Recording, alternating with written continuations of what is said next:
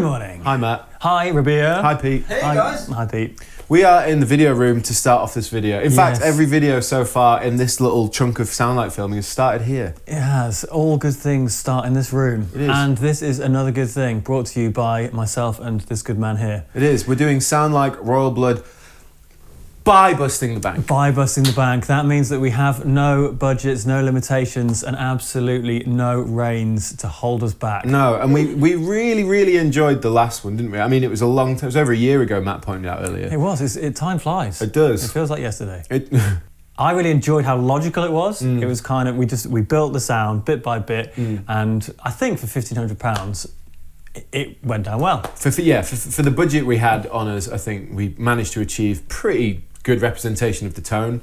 Whether we go as far as getting his entire live setup, I don't know, but we'll see. The thing is, there's only so much gear we can get from the shop. In terms of like his giant cabs that he uses and some of the amplifiers and stuff we can't get because we don't have them in stock.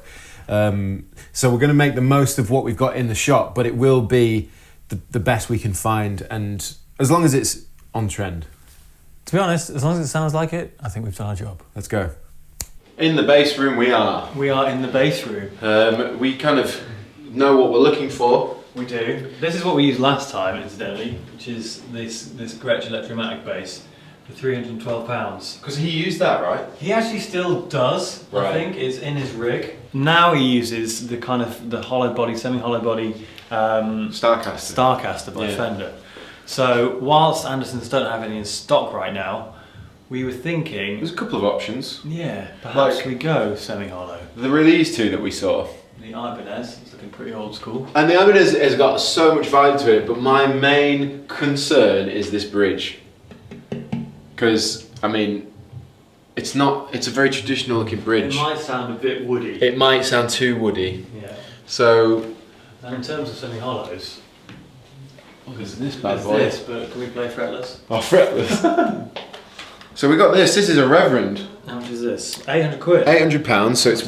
Lovely. I mean, it's still relatively affordable in terms of guitars, you know, bass guitars, but... I think it's over our without busting budget. This is clearly, the cool thing with Reverend is they do really cool stuff electronically, so they always have like bass cuts, bass boosts, mid boosts in their circuitry, so I'm guessing that has something to do with that. Yeah, okay. But it's got two fat sort of humbucker pickups and, I don't know, it's semi-hollow, what do you reckon? I think we have to stretch the budget a little bit, and I think something a little bit more in that vein of the Starcaster would be quite kind of cool. Sounds great. We're in front of Fender amplification. Yes, we are Fender amplifiers.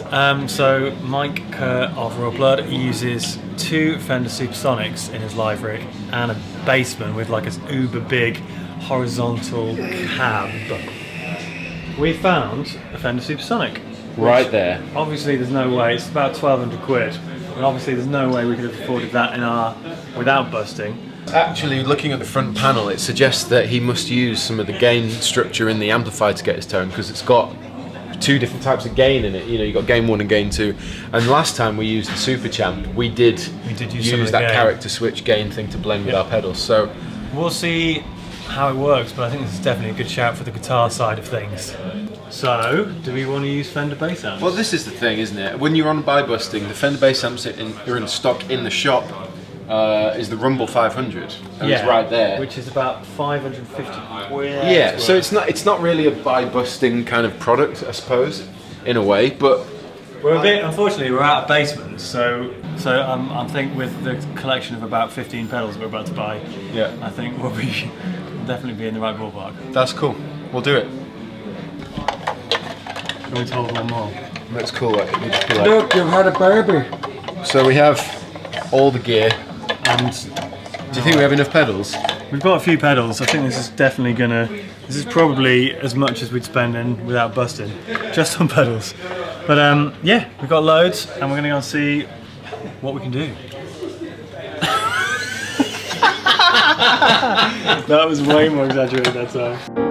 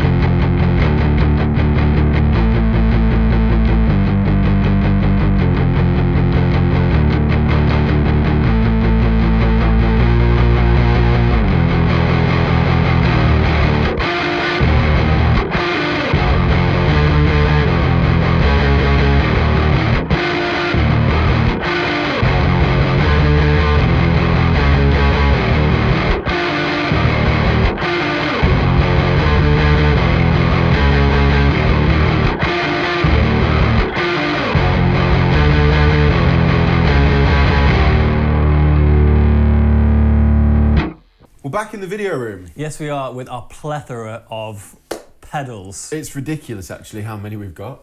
You can count them. I could probably count them. I think there's about 8. So, in terms of the pedals we ended up not using, just to get them out of the way first, we didn't use the Russian Pickle. We didn't use the Conquistador. We didn't use the Big Muff Pie. We didn't. And we didn't use the Thunderclaw. So there you go. That's all the stuff we didn't use.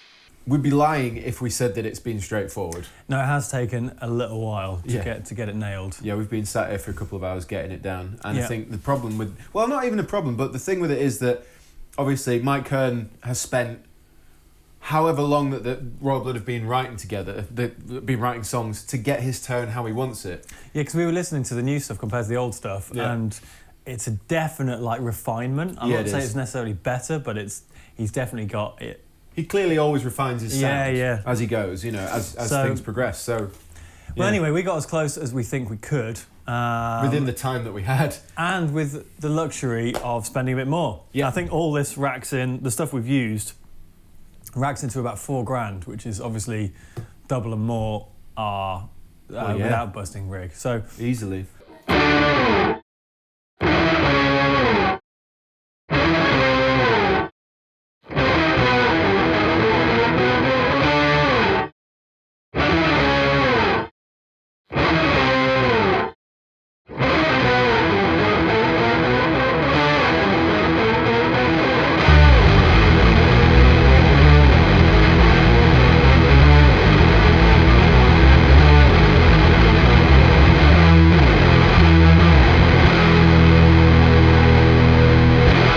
There are a few things that I would say have made a big difference. So things like the Supersonic has made a huge difference. It's a great amp. It's fair to say that because he uses this particular amp, and you said apparently uses the drive sounds from the amp. I'm sure I've read it somewhere, yeah. Well, that's what we did. So obviously you got 2 gains on it, and we've been messing around finding the balance between the 2. Start at the guitar, and then run through the pedal chains into the amps. Like, let's do it logically. Because I know a lot of you had a lot of questions last time on how the pedals were set up. Because, I mean, the pedal cam shows it kind of looks like spaghetti and square things. Yeah. So...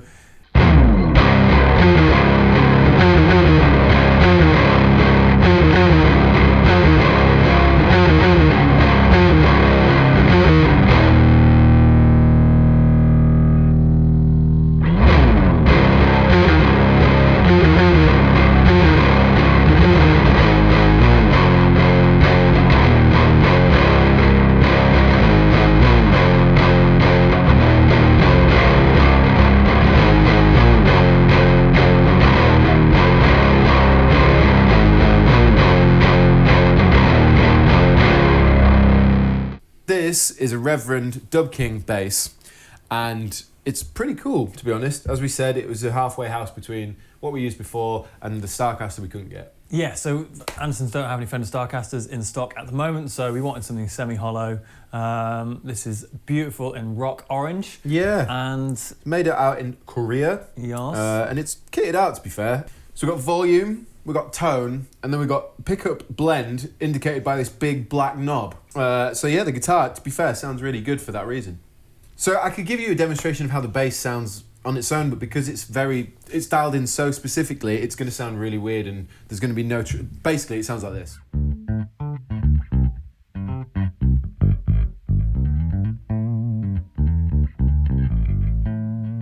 And that's with me pushing the treble a bit. Yeah, so it doesn't sound like that normally. We've just done that because we have to get it to work within the rig. So pedal cam. the guitar goes straight into the line selector, which essentially creates two paths. Yep. So the guitar one, or the bass one, is just the POG and just the bass EQ. And that goes straight into the bass amp. Yep. The other one goes from the line selector through the POG, through the harmonist, through the JHS color box, into the EQ, the normal EQ here, and into the noise suppressor, and then into the guitar amp. Yeah. So you can see by there and here. Okay, cool. That's kind of how it works. If I roll the guitar off and we go bass. Okay. I should play with the pick too. Yes.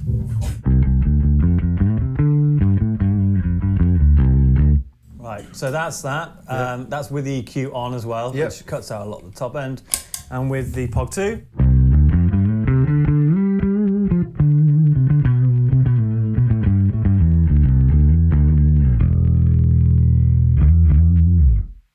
So it's kind of an odd sound because it's really it's there to support the guitar sound. Really. That's exactly it. We should point out the reason it does sound like that is when we listened to the record, it sounded very much like this rounded bass tone that was supportive of every note on the guitar. So even when you're playing up high, you should still have a nice amount of low end support.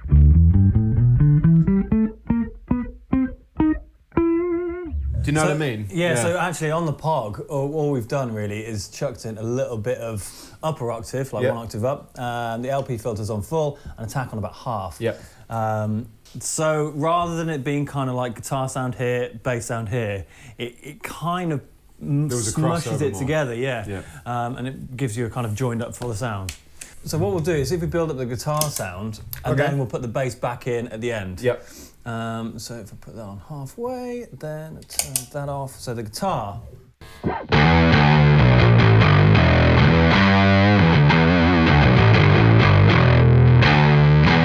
Both gains are about halfway. We've boosted the treble, kept the bass halfway, middle's just below, and the volume's just below halfway. So it's pretty loud in here. So if we put the POG 2 in... You'll hear how it goes from sounding like a bass with distortion to more like a guitar. Yes.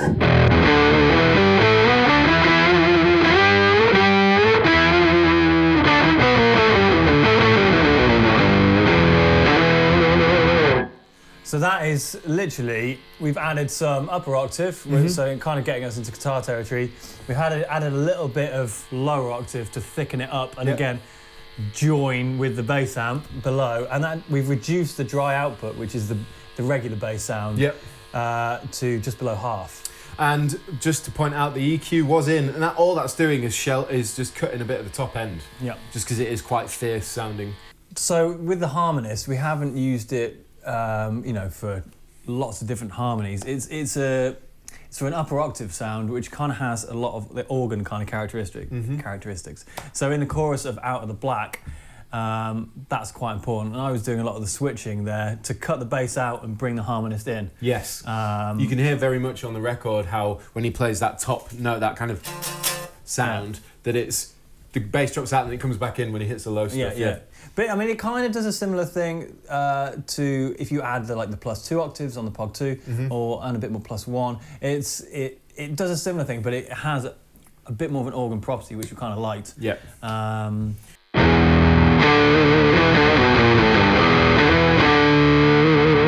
then with the harmonist.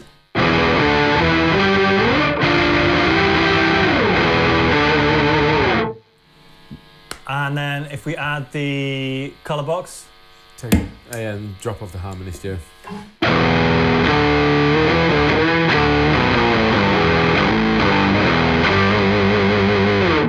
Oh, it sounds so much more controlled. And then if we add the line selector. Yeah.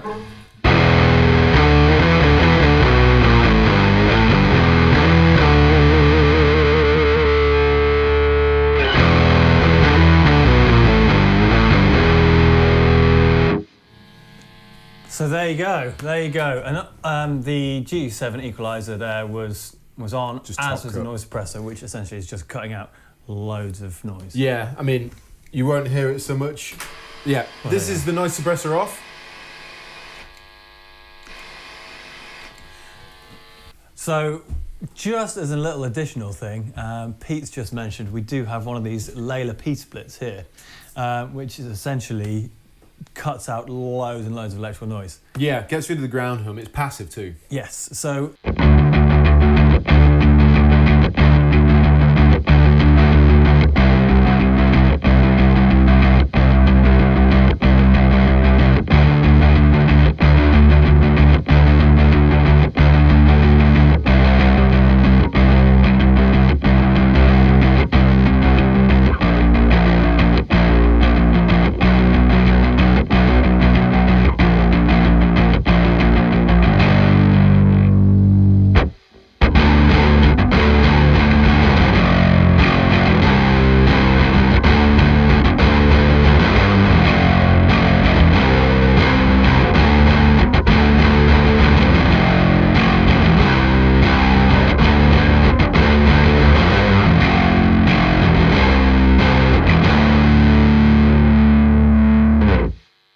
Well, that would be the rig in its entirety. That would be everything, I think. I'm going to throw it out there and say this is the most, of all the sounds like we've done, the last time we did the Royal Blood sound like without busting and this one, it's the most involved. We've really got to try, you know, like... It does take a long time. It's easy to forget. It's just... It's not that it's necessarily super complicated. It's just more that it's so precise. Yes. You know? We say that a lot, but it's narrowing down every single pedal and every amp to that, especially when you've got loads of them, what is the contribution of that, and finding the exact sweet spot. Exactly. Is just... Without knowing too much about how the order of the pedals are on Mike's board or anything like that. And it doesn't help that he's super secretive about how he actually does it. So let us know how you think we did. Did this sound like Royal Blood? Is it worth the extra few £1,000s? That's true, yeah. Is it worth kind of nearly 3 times as much from the without busting? So yeah, let us know what you think. And as always, let us know who else you'd like us to sound like. Links are in the description box below. For all of the gear. And I guess that leaves us with only one thing to say each. I've been Rabea. And I've been Matt. And this has been Sound Like on Andertons TV. So we've got volume, we've got tone, and then we've got a blend between the two pickups. Oh my god! Ah. It's gone. It's good. Why? It's good, man. You need all this.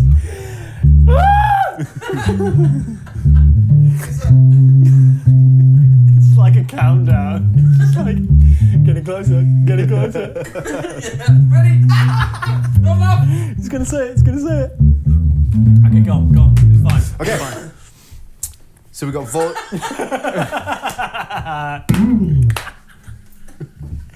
Can you stop it? Come on. We need to get through this. We gotta get through this.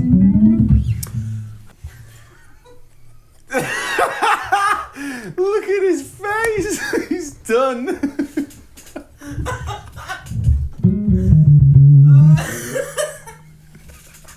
I want to go home.